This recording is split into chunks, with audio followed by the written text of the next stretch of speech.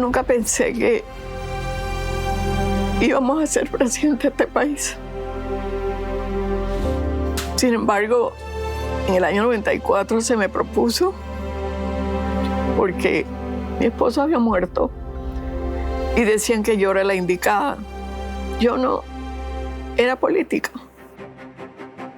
Fue apenas la segunda mujer electa de toda América Latina. O sea, realmente es una de las pioneras en América Latina sobre ese campo. Ella iba a cualquier rincón del mundo, por así decirlo, Panamá, donde fuera, no importaba.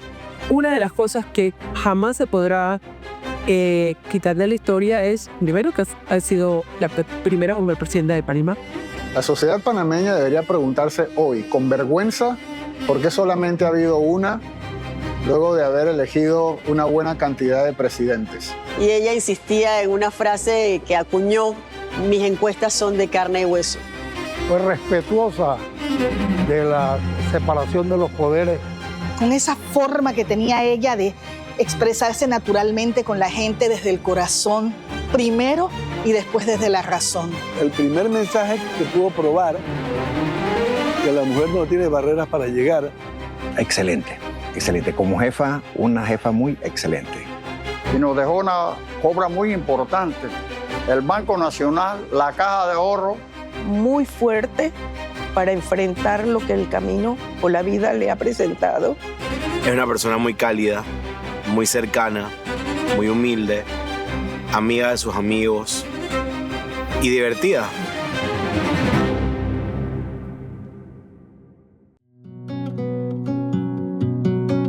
Mireya Moscoso es una niña que por accidente nació en la ciudad de Panamá, ya que mi madre había ido a estar con una hermana que estaba enferma y mi mamá estaba embarazada. Y le dieron los dolores de parto en la ciudad. Yo, de los 6 hermanos, soy la única que nació en la ciudad de Panamá. Los demás nacieron aquí. Mireya Moscoso fue una niña feliz hasta que murió mi padre cuando yo tenía 11 años. Mireya Moscoso, después que muere mi padre, mi madre queda con 6 hijos. Ella tenía 37 años. Y para sostener a la familia, ella hacía quesos para vender. Y mi hermana Ruby, que tenía 14 años, y yo salíamos con una batea en la cabeza por todo el pueblo, por todo aquí, vendiendo quesos a 5 centavos. ¡Vendo quesos! ¡Vendo quesos! ¡Vendo quesos! ¡Vendo quesos! ¡Vendo quesos! ¡Vendo quesos! ¡Vendo quesos! ¡Vendo quesos! ¡Vendo quesos! Leyita, ¿cuánto es el queso? A 5 centavos. Ah, mira. Yo te tengo los 5 centavos aquí para ti. Me voy a llevar este. Hasta luego. ¡Vendo quesos! ¡Vendo quesos! ¡Vendo quesos! Yo los vendía rapidísimo, pero mi hermana Ruby, que era más inquieta, le gustaba jugar bolitas, canicas. Y mi madre preguntaba, ¿dónde está Ruby? Y resulta que Ruby estaba en un portal jugando canicas con otros niños. No he metido ninguna. La última vez. Ve, llegó Ruby. Préstale canicas para que juegue. Hola. Toma esas canicas. Entonces se lo decían a mi mamá iba con una correa enorme, se la ponía atrás. Y cuando Ruby veía que venía mi mamá, ella cogía la batea, se la ponía y empezaba queso, vendiendo los quesos.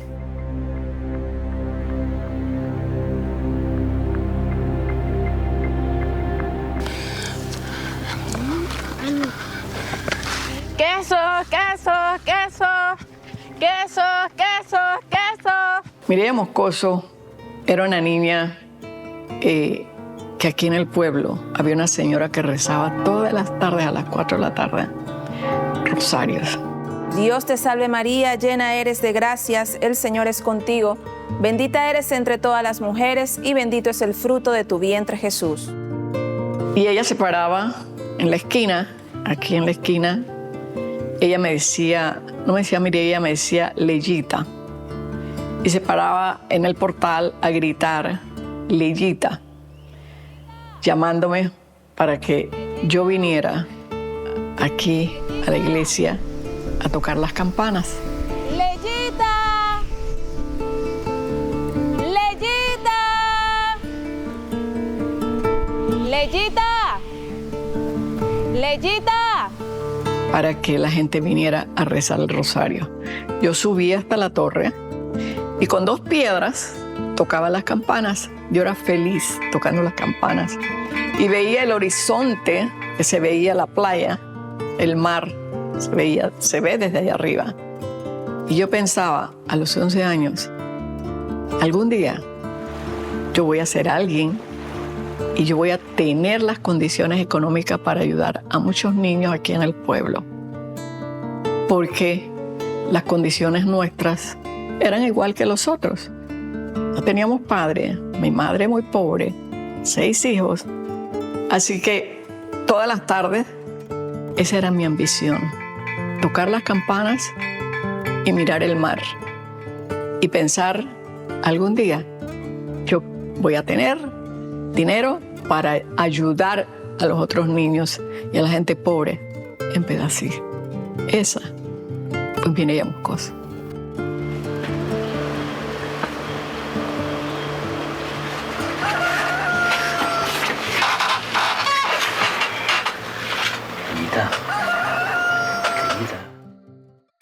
A mí me encantaba los sábados porque de todos mis hermanos yo era la consentida de mi papá, porque fue la última. Tenía un potrero con poquito de ganado y él se iba los sábados en un caballito a ver las vacas. Y él me llevaba a mí, de todos mis hermanos, éramos 3 hermanos, y él me levantaba a las 6 de la mañana para que yo me fuera con él. Me tenía un caballito bayo, me montaban y todo el día pasábamos en el potrero. ¿Vamos para la finca? Sí. ¿Sí? ¿Qué vamos para la finca?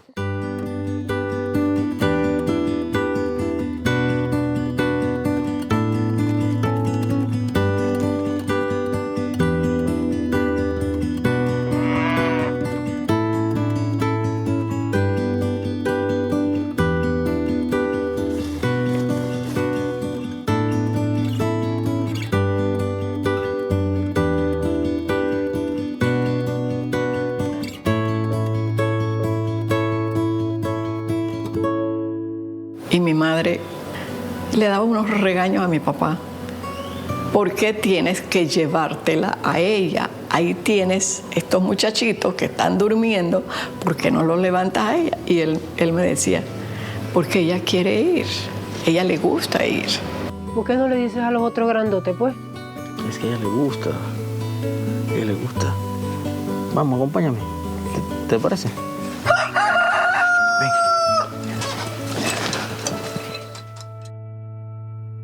A mí me encantaba acompañar a mi padre. Mi padre fue el director de la escuela primaria y a veces yo quería no ir a la escuela, yo cogía los libros, pero se daban cuenta, mi madre se daba cuenta que yo no había llegado a la escuela. Ella mandaba a donde mi papá había dicho si yo había llegado. Yo lo que hacía era ponerme a jugar con otras niñas. Y un día vi a mi madre, eran las 2 de la tarde, y iba con los brazos cruzados atrás. Y ella llega, le dijeron dónde estaba, yo estaba en un portal jugando. Y ella me dice, ¿y tú por qué no has ido a la escuela? Tú sabes que tienes que ir a la escuela. Entonces cogió, abrió y tenía una correa de este largo. Y me pegó hasta que yo llegué a la escuela. Y mi padre allá, entonces me dio un regaño también enorme. Yo estaba jugando en el parque con otros niñas y niños. Estábamos jugando con una piedrita, a ver quién cogía la piedrita, y uno le daba vuelta al parque. Y mi padre era el director de la escuela, era domingo, él tenía que ir a los huertos escolares. Y a las 12, cuando él salía, él siempre iba a la cantina a tomarse una cerveza, una, no más. Y de ahí él se iba para la casa. Ese día termina, llega a la cantina, se toma la cerveza. Yo estaba aquí en el parque jugando con otros niños. En la cantina queda detrás de la iglesia, hay un callejón y de repente venía un chiquillo corriendo hasta aquí al parque y me dice, corre Mireya, que tu papá se murió. Así me dieron la noticia a mi padre. Yo corrí inmediatamente hacia donde él estaba, lo tenían en una cama, pero ya estaba muerto.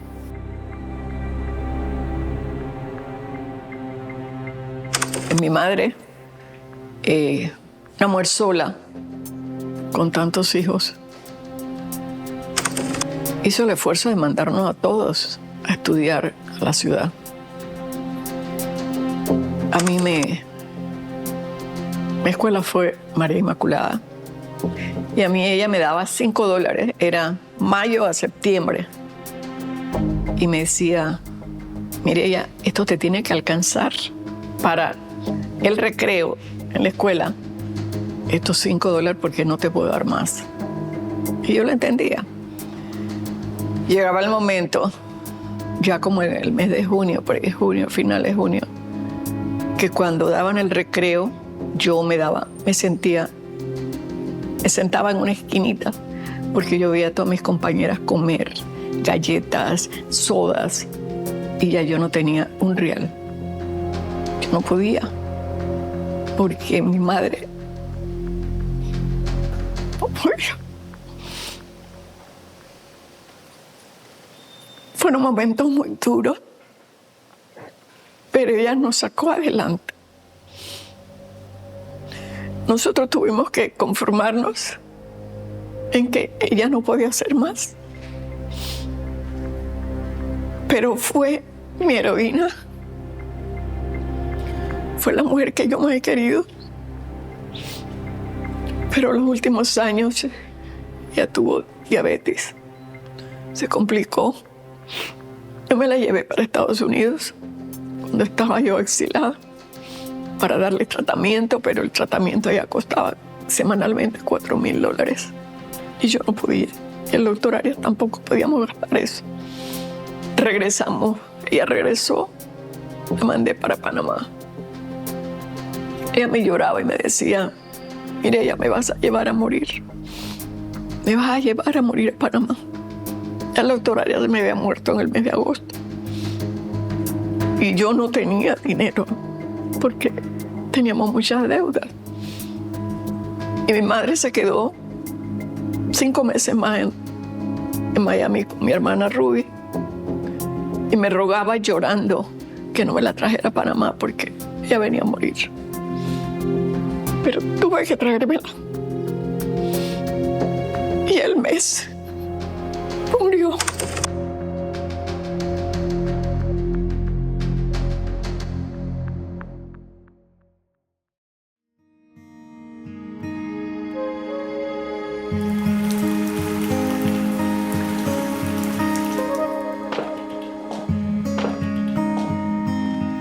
Lo conocimos en el año 64, en una playa, a donde unos amigos que tenían un almuerzo de cumpleaños.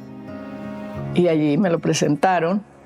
Estaba yo con una gripe bastante fuerte. Yo estuve nada más en como 15 minutos y luego me fui a la casa. Como a las 7 de la noche suena el teléfono y me dicen que me estaban llamando. Y era el doctor Arias, que no sé quién le dio mi teléfono ni nada, porque apenas si pudimos cruzar unas palabras. Y me dijo que como me sentía, yo le dije, me siento un poco mejor. Y me dijo, tome esta medicina, la otra medicina. Le di las gracias y luego, al día siguiente, recibí un ramo de rosas y me invitó a salir. Y yo le dije que no, que muchas gracias.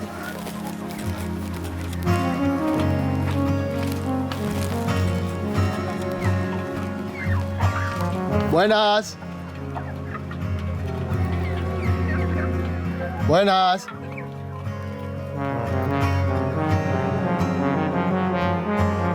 Señorita Mireya, aquí le manda el doctor.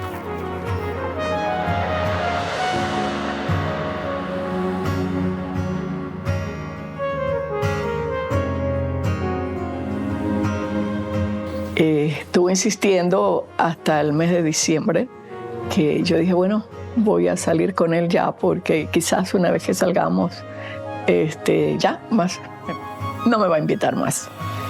Y esa salida la hicimos para un cumpleaños de un amigo de él en Colón. Y ahí estuvimos en Colón, regresamos a la ciudad y yo dije, bueno, ya pues él no va a volver a llamarme. Sin embargo, pues me llamaba todos los días, todas las semanas me mandaba un ramo de rosas rojas. Y así empezó nuestra amistad, que duró 25 años. Después nos casamos y fue maravilloso.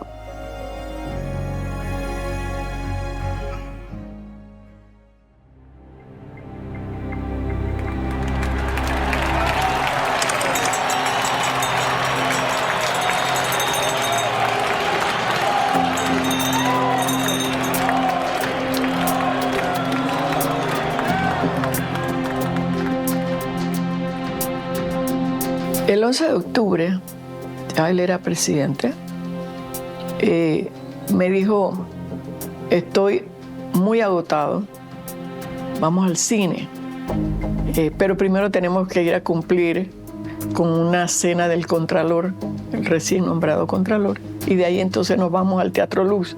Le encantaban las películas de vaqueros y nos fuimos al teatro. Estando en el teatro 20 minutos, yo vi que uno de sus escoltas vino y le dijo algo al oído. Señor presidente, disculpe. Me informan que le acaban de dar un golpe de Estado. Debemos salir rápidamente de aquí. Y no me dice nada, sino que me dice, ya estoy cansado, vámonos. De manera que salimos de ahí del teatro. Él me deja en la casa donde yo vivía y él se va. Suena el teléfono, yo contesto el teléfono y oigo unos gritos en el teléfono que decían, derrocaron al presidente Arnulfo Arias, le dieron golpe de Estado. Entonces yo cerré, mi hermana Ruby, vivíamos con una pareja, mi hermana Ruby y yo le dije, vámonos de aquí. Montamos en el carro y nos fuimos a la casa del señor George Whedon, muy amigo de nosotros, y llegamos allá y veíamos que en las calles no había nadie. Y a los 20 minutos de estar allí, el señor Whedon trabajaba en la zona del canal y nos dijo, vámonos a cruzar la 4 de julio porque yo estoy seguro que van a venir a buscarme. Nos montamos en el carro y al momento de que él se montó en el carro con su esposa y sus 2 hijos y yo monté con mi hermana Ruby, enseguida una patrulla empezó a perseguirnos. Yo iba a toda velocidad, la patrulla a toda velocidad, y logramos cruzar la 4 de julio. Cuando logramos cruzarla, la patrulla se quedó del lado de Panamá. El señor Whedon trabajaba en una naviera.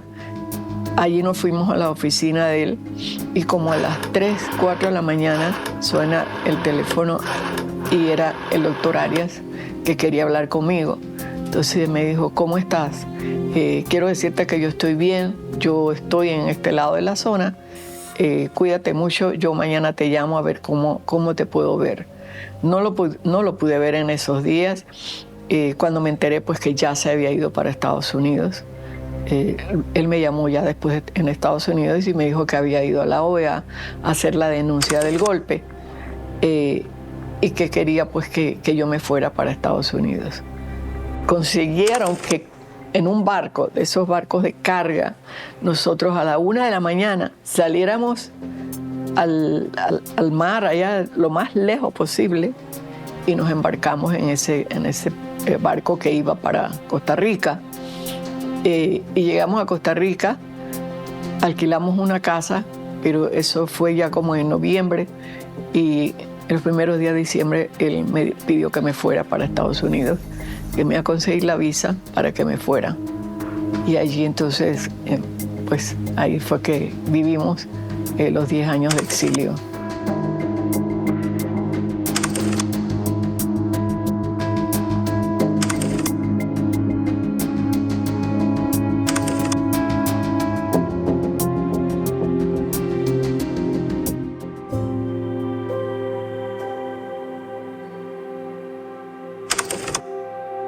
madre se enfermó y me pidieron que yo viniera a verla y él me dijo, anda a ver a tu madre porque lo más grande que tenemos en este mundo es la madre y cuando ella muere ya no tenemos a más nadie.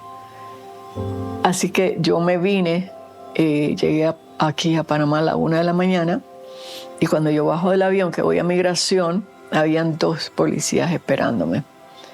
De allí me metieron en un patrulla, eran los dos, uno manejando el otro lado y 2 atrás conmigo y me pusieron una ametralladora aquí en el costado. Y yo callada, nunca dije nada. Cuando ya me dijeron, llegamos a un lugar, bájese, era el cuartel central. ¡Mueve, mueve, mueve!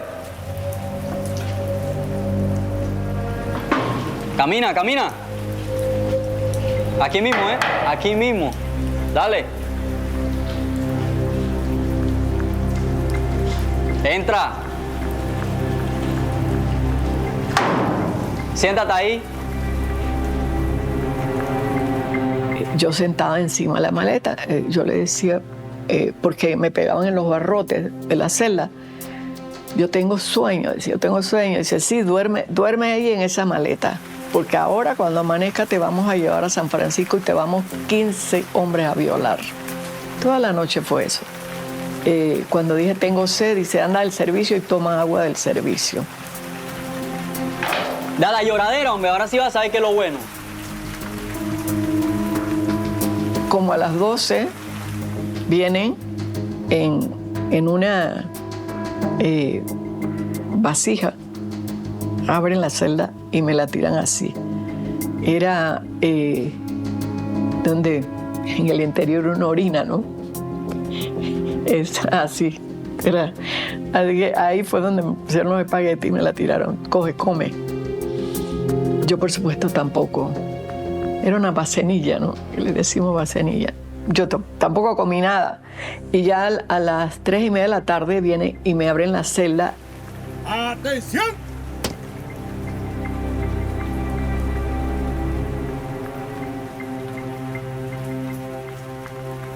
Entonces yo pensé, a ver, este es el famoso Noriega. Entonces me dice, ¿cómo estás, Mireya?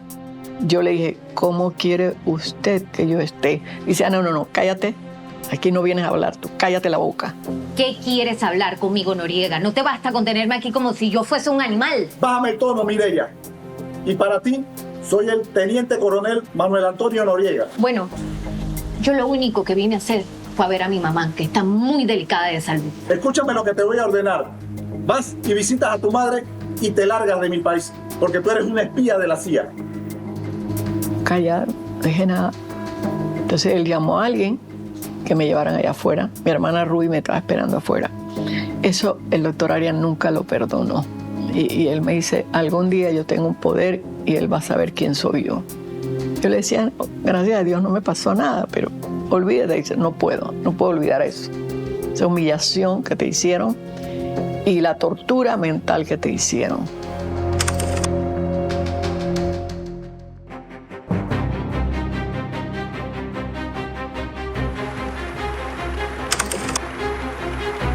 Nosotros, cuando ya se firmaron los tratados, que ya se dijo que podían regresar todos los que estaban en el exilio, teníamos, porque ya murió también un amigo que se llamó Carlos Rodríguez, muy amigo del doctor Arias. Él le dijo, doctor, yo voy a alquilarle un avión para que usted se vaya para Panamá.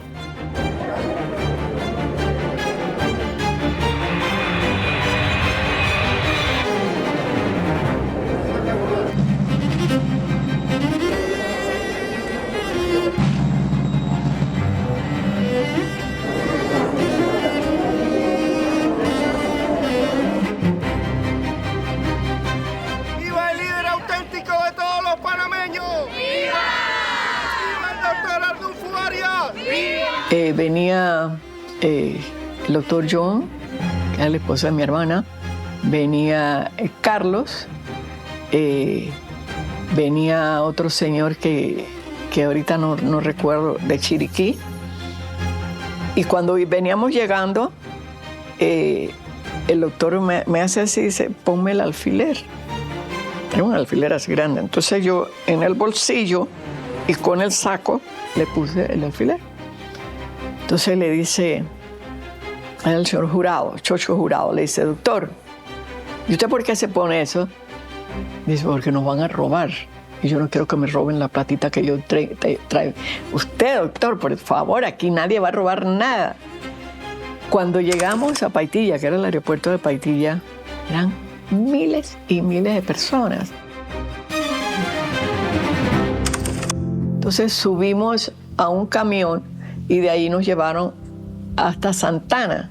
Cuando nosotros bajamos, la gente quería tocarlo, quería abrazarlo. A mí prácticamente me llevaron, yo sentía que yo no iba caminando y me estaba ahogando.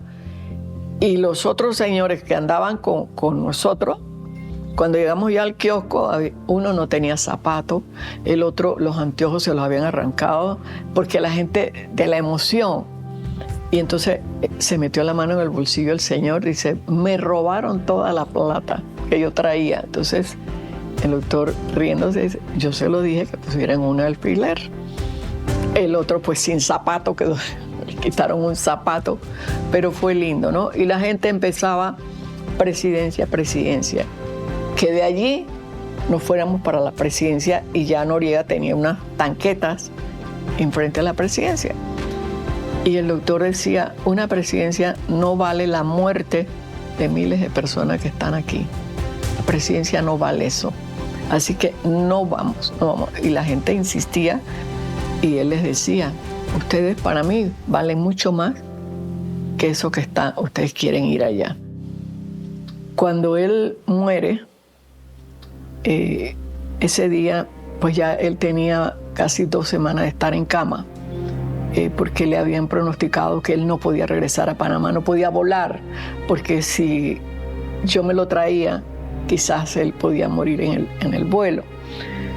De manera que él muere, nosotros nos venimos a Panamá, miles de personas, cuando aterrizamos, estaban esperándolo, y de allí la gente quiso venir caminando. Nosotros llegamos a las 7 de la noche y llegamos a la catedral a las 1 de la mañana con la gente caminando. Todo el mundo salió a esperarlo. Y él, antes de morir, me dijo, yo te voy a ver. Como dije, tú no me vas a ver, pero me hablas. Yo me vine para acá después que lo enterré. Y aquí en Moquete lo sentí muchas veces. Y después que él muere, que muere como la mitad de mi vida, la mitad, para mí fue algo muy duro porque nosotros no teníamos amigos. Él decía que amigos, él solamente había tenido uno y que los demás eran conocidos. Y así fue. Así que yo no tenía amistades con nadie, amigos, amigas. No, éramos él y yo y él.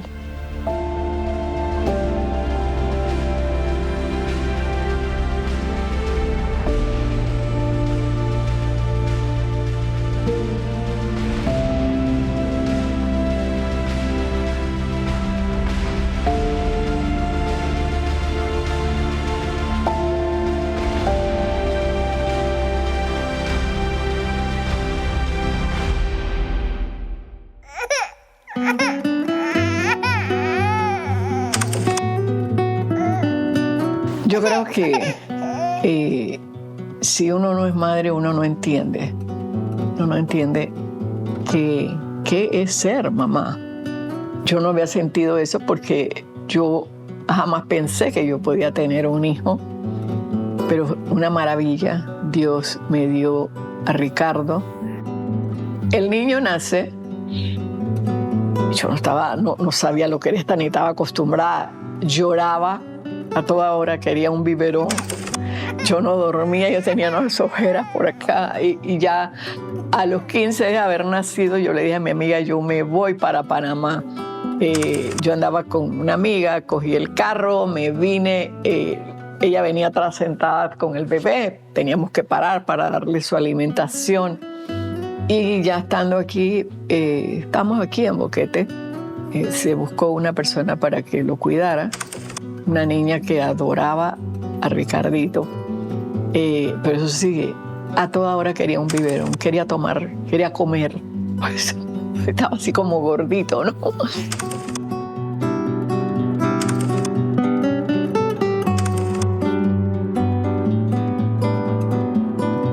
Mi mamá es una persona que, más allá de su seriedad, que puede parecer muy seria para las personas que la conocen en primera instancia, es una persona muy cálida, muy cercana, muy humilde, amiga de sus amigos y divertida. Es una persona divertida. Ella tiene un humor bastante peculiar que todos los que la conocemos de cerca lo sabemos. Hola, hijo. Hola, mami. ¿Cómo estás? ¿Cómo te sientes? Aquí pues, bien, sacado pues. Ah, qué bueno. ¿Cómo va ese trabajo? Bien. ¿Cómo va el trabajo? Bien, bien. ¿Sí? Bien, todo bien. Pero hay que ir al barbero. ¿Qué pasa? ¿Ah? A cortarte. Justo tengo cita hoy. Ah. Así que me agarraste desprevenido. A cortarse ese cabello. Ya. Ah, bueno, pues. Bueno, un saludo. Saludo. Te quiero mucho. Un beso. Yo te quiero, mami. Un beso. Bueno, chao. Bye. Chao. Mis hijos quieren a Ricardo como su hermano. La vimos crecer a ese muchacho, que ya es un joven profesional. Ricardo es una persona dulce, es una persona inteligente, es una persona que sabe el entorno que tiene, cómo aprecia a la familia, cómo fue creciendo siendo la madre presidenta. Nunca se quejó. Mi época favorita fue antes de la presidencia, cuando íbamos mucho a Chiriquí, manejábamos, ella manejaba, yo iba con ella, en el asiento de atrás, por supuesto, siempre íbamos, a veces nos íbamos solos. Y esa época de antes de todo lo que vino después de la presidencia fue muy importante para mí. Yo siempre quería estar con mi mamá, desde muy pequeñito, éramos muy unidos. Cuando íbamos a la finca, nos quedábamos a veces temporadas largas allá, yo de 4 o 5 años, y eran mis momentos favoritos. Era una época de mi infancia que extraño y que pienso mucho. Los fines de semana, pues, eran los únicos días que nosotros podemos estar todo el día juntos. Jugábamos, compartíamos, y así fue creciendo, luego se fue a la Universidad de Estados Unidos, después posgrado, y ahora está viviendo en Nueva York, así que es una persona maravillosa, muy comprensivo. A la edad de él, de 7 años, entendía que yo no podía estar junto a él, y siempre me decía: mami, ¿tú crees que mañana podemos ir a comprar algo y tú me puedes acompañar los fines de semana? Y yo solamente tenía libre el domingo porque yo trabajaba hasta el sábado, todo el día sábado. Siempre estaba en comunidades en el interior. Y la verdad que es un hijo maravilloso. Estoy muy orgullosa a donde está ahora mismo ejerciendo su profesión. Y bueno, ¿qué puede decir? Bueno, madre del hijo maravilloso.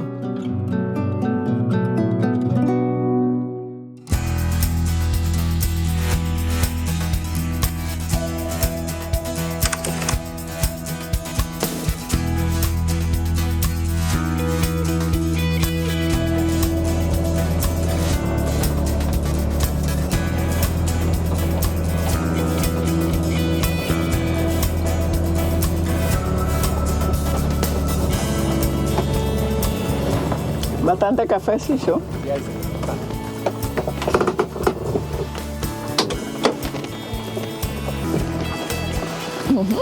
No, todavía puedo. Todavía puedo, Chicho. A ver. Este óvata. Aquí hay bastante, va a ver la... Para tirar la floración, ahí viene la yema. Sí, ¿cómo haces tú para ver? Los alas.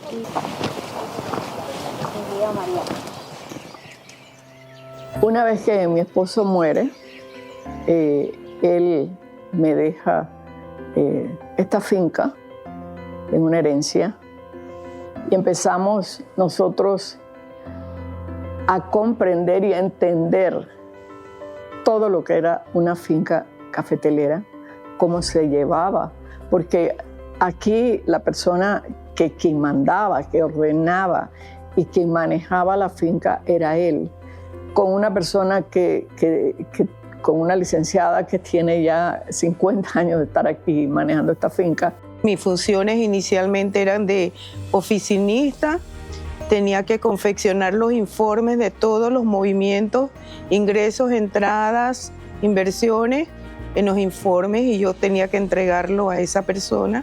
Él nunca quiso que yo me involucrara en los negocios que él lo manejaba. Empiezo yo a aprender cómo se llevaba esta finca.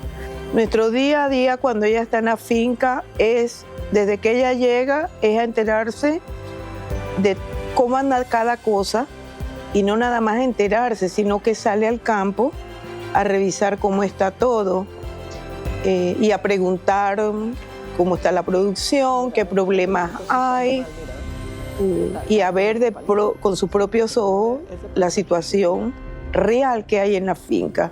¿Y estos son los conejos? Sí, el armadillo. El armadillo, sí. Sí, en la noche andan por aquí. De la noche. Bueno, yo creo que está bien, ¿no? Picado de la hormiga, pero ya se curaron. Sí, aquí estoy viendo, sí. ¿Pero qué, fumigaron? No, señora, uno donde está la casita, uno le tira el veneno y ya no huele más a la hormiga. Por aquí tiene el camino, ¿no? Sí. Siempre cuando la señora viene para acá, yo me ilustro primero. Voy a la parte de la lechería, pregunto cuántas vacas están en ordeño, cuántos litros están saliendo, voy acá a lo que es el beneficio, qué cantidad de café hay, porque esas son las primeras preguntas que ella hace. ¿Qué cantidad de café tenemos? ¿Qué cantidad se ha ido de exportación? ¿Cuánto hay? ¿Cuánto estamos en la producción de leche? Son pequeñas cosas que siempre pregunta y uno tiene que estar cuchillo.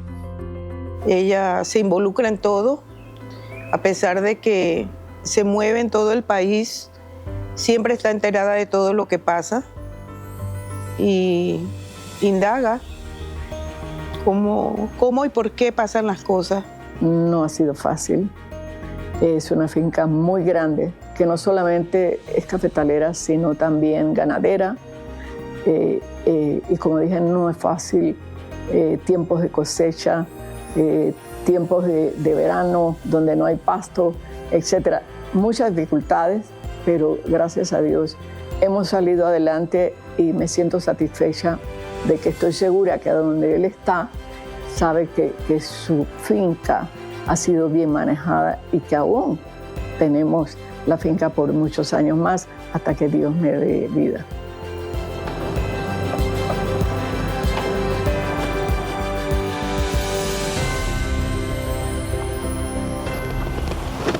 Mira, este palito de acá tiene más, mira.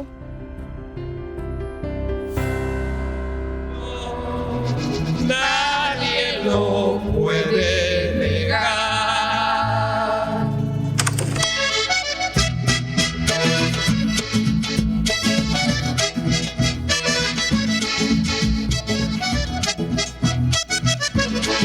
Mireya, Mireya, Mireya. Ellos quieren detenerte, pero no lo lograrán. Mireya, Mireya, Mireya. El pueblo va a defenderte, nadie te podrá dañar. Mireya, Mireya, Mireya. Yo nunca pensé que íbamos a ser presidente de este país. Sin embargo, en el año 94 se me propuso porque Mi esposo había muerto y decían que yo era la indicada. Yo no era política, yo solamente era la esposa de él. Cuando todos me lo pidieron, yo dije que no. Luego tuve que aceptarlo. Era muy duro, fue muy duro. Porque decían que, ¿por qué ella aspira? ¿Por qué ella quiere? Yo no quería, pero fueron momentos, una decisión en la junta directiva del partido, que el maestro Alarcón, estábamos en una reunión del directorio escogiendo nombres, y el maestro Alarcón estaba enfrente de mí y me dice, yo tengo una propuesta. La señora Mireya, yo propongo a la señora Mireya. Entonces yo le dije, no, yo no. Y él me dice, es que usted tiene miedo y a mí no me pueden retar. Y yo de idiota dije, entonces voy. Cuando todo el mundo se paró, empezó a aplaudir, yo en mi mente dije, ¿por qué? ¿Por qué yo acepté? Si yo no quiero hacer en esto, yo no quiero estar involucrada. Usted tiene que ser. ¿Quién, yo? ¿Sí? ¿Usted o tiene miedo? ¿Miedo yo, Alarcón? Acepto.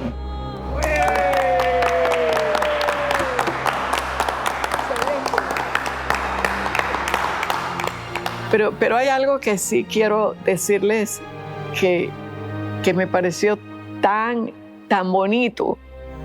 En el año 94, en la primera campaña, yo tenía la costumbre de llevarle el 2 de noviembre las flores a mis padres que están en Pedací.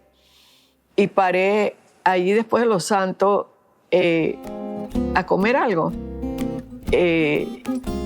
Y había un señor ya mayor que estaba esperando como carro y yo iba para Pedací y le dije, señor, ¿usted para dónde va? Dice, voy para Guararé. Digo, venga, yo lo llevo. Buenas tardes, señor. Buenas tardes. ¿Cómo está esa sopa? Está buena. Mejor que la situación del país. Ah, qué bueno. ¿Y hacia dónde va? Voy aquí a un pueblecito de Guararé. Ah, mire, yo voy hasta Pedací.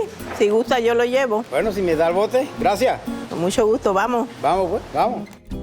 Y se monta y le digo, ¿usted sabe que vienen las elecciones? Dice, ah, sí. Y hay una loca por ahí, viuda de Arnulfo Arias, que cree que ella puede ser. Es que, mire que ahora que vienen las elecciones, la viuda del doctor Arnulfo Arias quiere ser presidenta. Está bien eso, señor Euclides. Si las mujeres hay que darle oportunidad, ellas también tienen derecho. Sí, pero ellas tienen que estar en la casa, cuidando a los niños, fregando, cocinando. Sí, pero ellas también son capaces, hay que pensar en una mujer presidenta. Y yo le decía, sí, pero pues, no, ella está loca. Ah, pero está llena de bille. Si me quiere, yo me caso con ella. Bueno, ahora que ella tiene los millones, si ella me pide que me case con ella, yo le digo que sí. Déjeme por aquí. Ya yo he llegado. ¿Cómo no, señor? Que le vaya bien. Muchas gracias. Entonces yo nunca le dije quién era yo, ¿no? Y cuando bajó, dice, yo no voy a votar por esa mujer. No la conozco ni quiero conocerla. Digo, bueno, gracias, pues hasta luego. Vieja loca. Pero esas son las personas que a uno lo llenan porque uno viene de allí. Entonces son personas sinceras, honestas, y a mí me encanta tratarlas.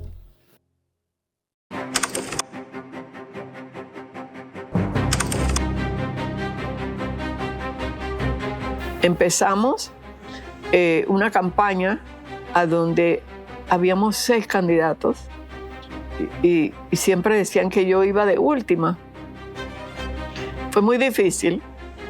A mí me fracturaron una costilla de un abrazo. El Señor me dio este apretón que yo sentí, solamente algo me golpeó atrás. Un dolor muy grande. me tomaron una placa y se tiene una pequeña fisura. Y yo seguí dando la mano, abrazando, llegué hasta lo más bajito del pueblo, la gente humilde, esa gente que tenía una esperanza. Que yo creo que se le debe reconocer a la expresidenta Mireya Moscoso es que entendió muy bien el momento que le tocó, en el momento en que le tocó hacer la política, entender cuál era ese contexto, cuáles eran sus fortalezas y cómo debía aprovechar esas fortalezas. Eso nos habla de una persona hábil, de una persona sensible, de una persona lista. Así que cuando sale una mujer con esa garra y esa valentía de querer ser presidenta de la República, lo coherente es que Gloria Allón la apoyara. Pero antes de tomar mi decisión de apoyarla, la quise acompañar a nivel nacional. ¿Y qué hacía Mireya Moscoso? Yo estaba entre la gente, viéndola cómo ella hablaba, cómo se expresaba, sin un guión previo, con esa forma que tenía ella de expresarse naturalmente con la gente desde el corazón, primero y después desde la razón. Entonces en el 99 me pidieron que de nuevo pues participara y yo acepté, pero yo tenía la convicción de que íbamos a ganar. Cuando yo acepté en el 99, yo dije, esto es del partido, esto no lo va a quitar nadie. Nosotros vamos a llegar a la presidencia. Y empezamos de nuevo el recorrido. Hicimos una campaña muy grande, en San Miguelito era mi territorio, así que yo caminaba con ella. Y a mí me llamaba la atención muchísimo que a donde ella llegara, ella hablaba, ¿y cómo está fulanito? ¿Y cómo está sutanito? Y su hermano, y yo le decía, presidenta, ¿cómo es eso que usted conoce tanta gente? Dice, yo conozco bastante gente, pero todo el mundo tiene un tío y un hermano y un primo. Así que si yo voy a una casa, hay que preguntar por la familia. O sea, no importaba si ella los conocía o no los conocía, ¿no? Recuerdo tanto cuando llegamos a una casa en San Miguelito y Mirellita, ¿cómo está? ¿Se acuerda cuando nos reuníamos con el doctor? Y Mireya dijo, ¿verdad que todas estábamos enamoradas del doctor? Y esa señora se derretía. O sea, tenía la facilidad de lo que yo hoy le enseño a mis candidatas, que es el storytelling, enganchar emocionalmente. Lo tenía de forma natural. Mireya era una storytelling natural.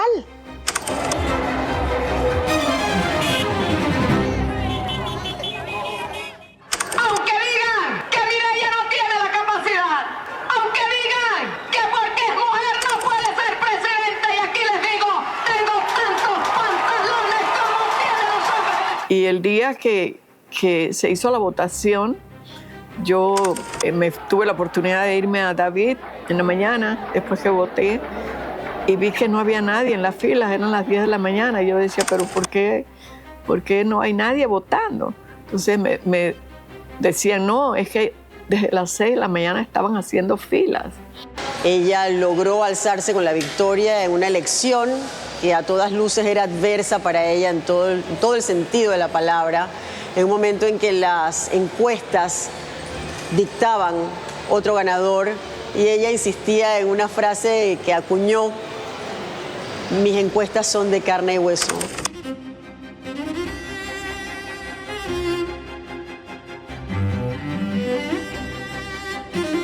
A las 7:15 suena el teléfono de la casa. Estaba yo solita aquí en la casa con la empleada. Y me dicen, la llama un magistrado Allen. Entonces yo cojo el teléfono, nosotros somos compadres. Comadre, ¿cómo está? Ah, hola, ¿cómo está? Dice, mire, es que estamos aquí reunidos los 3 magistrados y el magistrado Valdés le quiere hablar. Entonces, somos amigos también. Yo le digo, Lalo. Y me dice, hola Mireya. Digo, hola Lalo. Dice, oye, mira, te estoy llamando porque hay una tendencia y no va a variar. Y te queremos decir que ganaste las elecciones. Y yo le dije, gracias Lalo, ya yo lo sabía.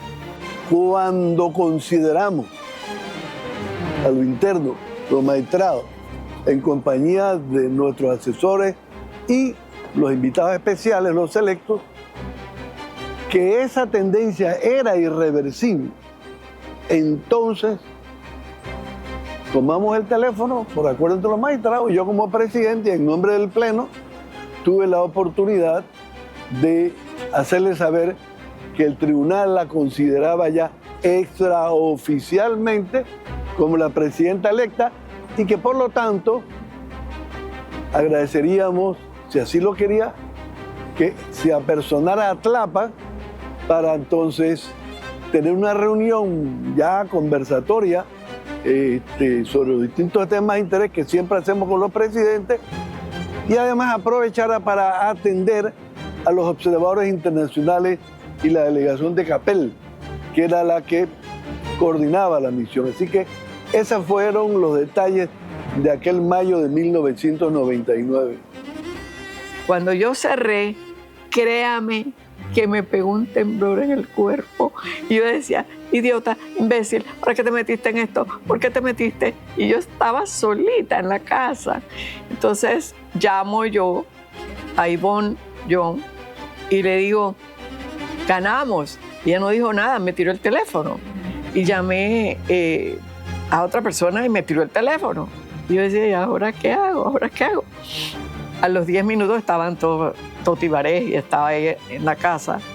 Y ya después ya como que lo asimilé de que sí, había ganado y la responsabilidad que yo tenía tan grande.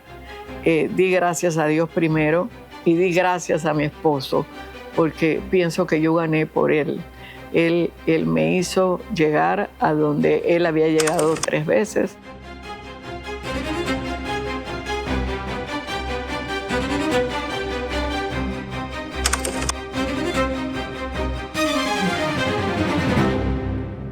Recuerdo que el día de la toma de posesión, yo tenía que tomar posesión a las 10 de la mañana, pero bueno, hubo problemas entre los diputados que no se ponen de acuerdo y él estaba vestidito desde las 8:30 de la mañana, su saquito, su corbata, y a eso de las 12 del día me dice, mamá, ¿me puedo quitar la corbata y el saco? Porque ya tú no vas para ninguna parte.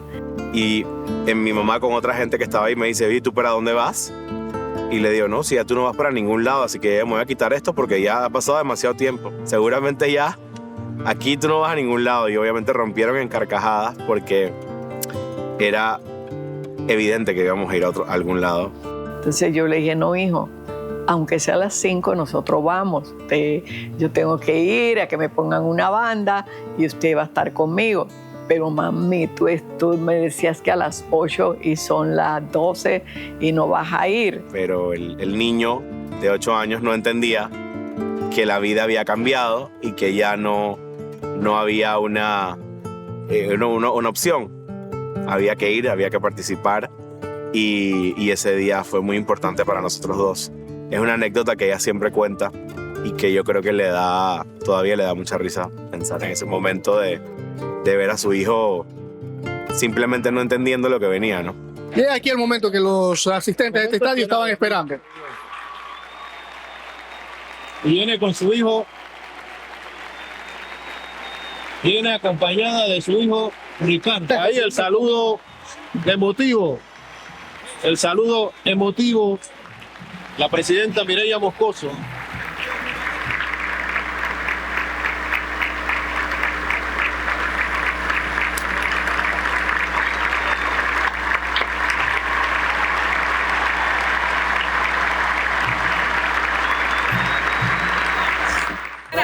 ¿Cómo están? Que los traje aquí para que vieran caminando, vieran cómo está la carretera, ¿no?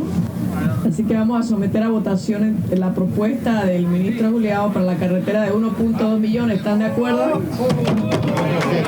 Recibirá 21.888 balboas para habilitación de camino.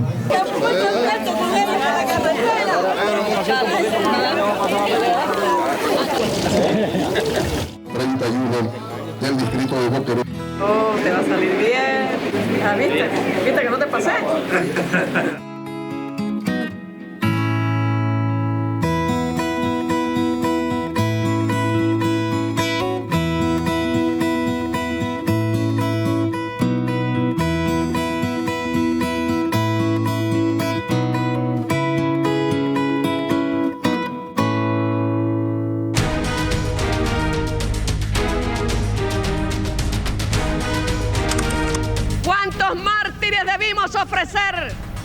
que finalmente lográramos este reconocimiento que nos permite entrar al siglo XXI plenamente soberanos. 4,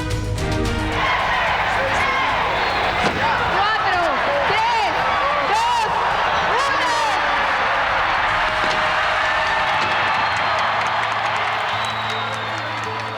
2, 1. ¿Cómo voy a sentirme?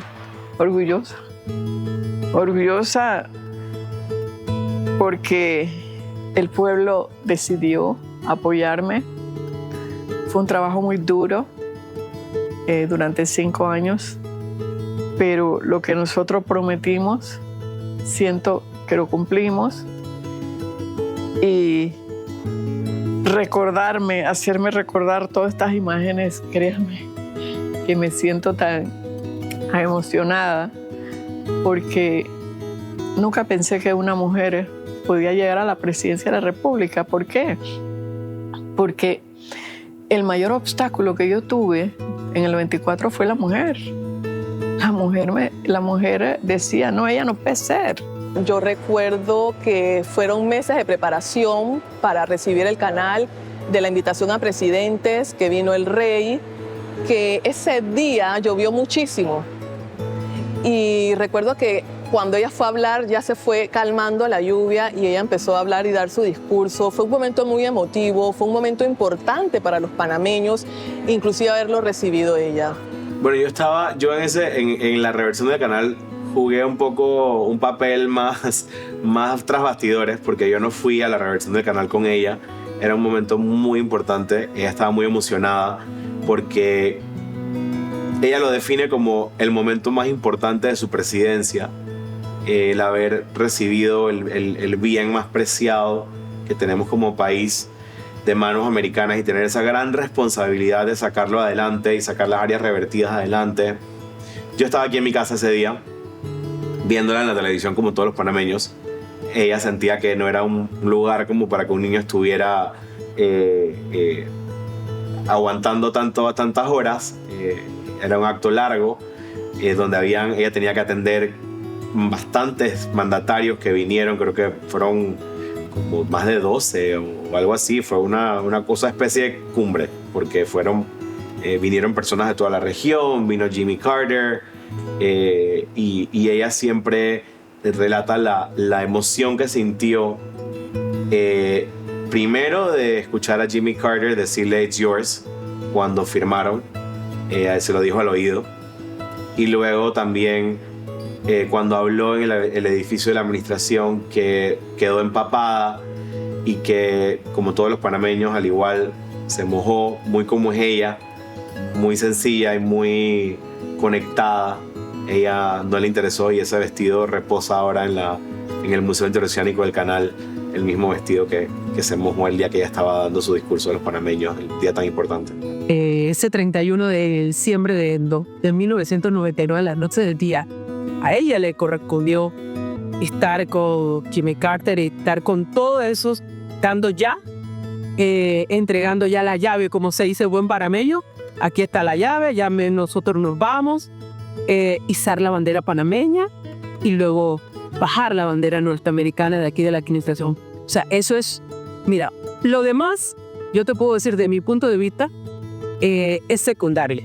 Mire, ese día se lo dediqué yo a esa cantidad de muchachos que un día cruzaron la 4 de julio, que se atrevieron a enfrentarse a un ejército, pero estaban decididos a que el canal ya era hora que tenía que ser nuestro.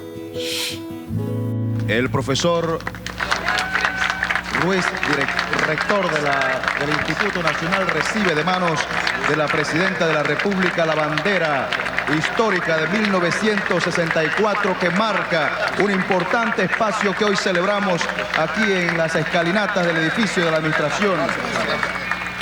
Y el día que ya yo recibo de parte del presidente Carter, se me vino a la memoria todos estos muchachos cruzando la 4 de julio, peleando. Y ahí se fueron uniendo más y más voces. Y ese es el orgullo nuestro. el Canal de Panamá. Esa es la casa de todos nosotros.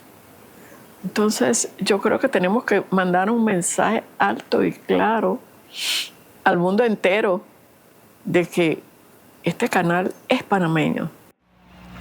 Quiero empezar leyendo la nota que me acaba de entregar el señor embajador de Estados Unidos y que dice así: en nombre del pueblo de los Estados Unidos de América, por los poderes otorgados a mí y en fiel cumplimiento de las promesas acordadas entre nuestras dos naciones el 7 de septiembre de 1977, tengo el honor de haber ejecutado y hago entrega a usted y a la República de Panamá de los instrumentos históricos que efectúan la transferencia total y absoluta al pueblo panameño del Canal de Panamá. Ya no es americano. Y que todos estamos dispuestos a hacer lo que tengamos que hacer para defender nuestro canal. Para mí, ese día que izamos el pabellón,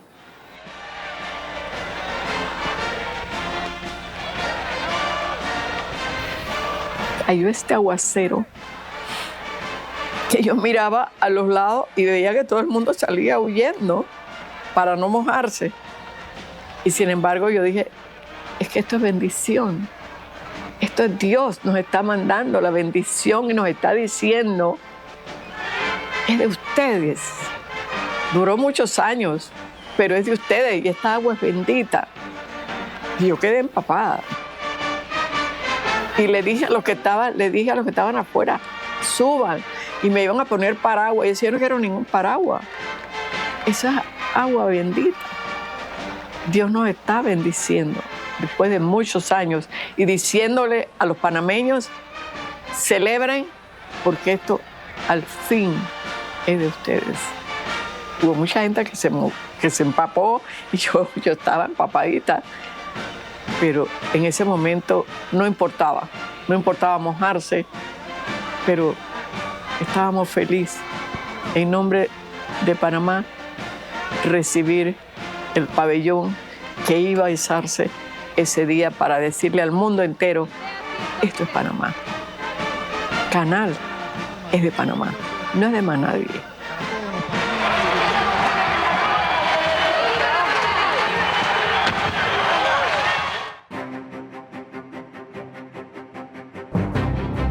Ha sido fue la primera presidenta panameña y hasta el momento la única y una de las primeras en toda América Latina.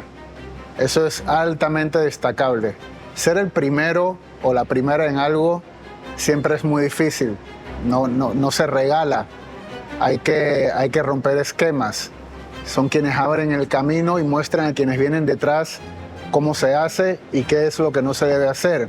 Abrió Trocha definitivamente, así como ha abierto Trocha grandes mujeres panameñas, y marcó un antes y un después, pero al mismo tiempo nos deja un ejemplo de perseverancia, de disciplina y sobre todo que a pesar de lo adverso del momento, cuando tú deseas algo, cuando tú anhelas algo, si te preparas y lo buscas como tiene que ser, lo puedes conseguir. Fue un liderazgo único, fue un liderazgo de una mujer que demostró que no importa el género que tengas, sino la capacidad que tengas para gobernar, para aprender, para saber cómo manejar. Es el manejo con los políticos que no es nada fácil. Ella tuvo un gobierno bastante social y un gobierno en donde ella demostró que la mujer es capaz. Le dio mucho honor a la mujer panameña. Tuvo muy buenas colaboradoras dentro de su administración de mujeres, ¿verdad? Yo creo que fue uno de los gobiernos que creo que más mujeres tuvo involucradas en su administración y siempre se manejó con mucha humildad ante todo. La presidencia de Mireya Moscoso fue cercana, fue conectada con la gente, quizá no fue la más mediática, pero fue orgánica. Eso es lo que yo creo que hay que destacar del liderazgo de Mireya Moscoso como presidenta. Fue una persona que dio el todo por el todo, dio sus 24 horas al día, sus 7 días de la semana, por 5 años completos, sin contar los años que luchó para llegar allí. Uno, como la primera presidenta de este país. Y dos, la persona que decidió en la última etapa de lo que fue la consolidación. La recibió. Eso no lo podemos... Yo hubiera querido recibirla con todo mi equipo, pero no, pero la recibió ella. Y eso está en la historia. Tú, por más que querramos decirlo, así. Y así la van a recordar. Y nos dejó una obra muy importante. El Banco Nacional, la Caja de Ahorro, las aguas servidas o desechas. El acueducto se le adaptó más con la tubería de esa plástica. La verdad, la señora Mireya Moscoso es digna de admirar, es una gran dama y que a pesar del paso del tiempo sigue siendo una referente a nivel político en el país. Gústele a quien le guste. Les guste o no, siempre la gente va a querer escuchar la opinión de la señora Mireya Moscoso. Y eso es maravilloso, que luego de todo este tiempo ella siga siendo un puntal. Y eso es muy importante. Como la primera mujer que gobernó este país, como la primera mujer que rompió las barreras y le dio el camino y las puertas abiertas a la mujer para que se atreviera a avanzar. Fue una mujer decidida y que cumplió con su pueblo.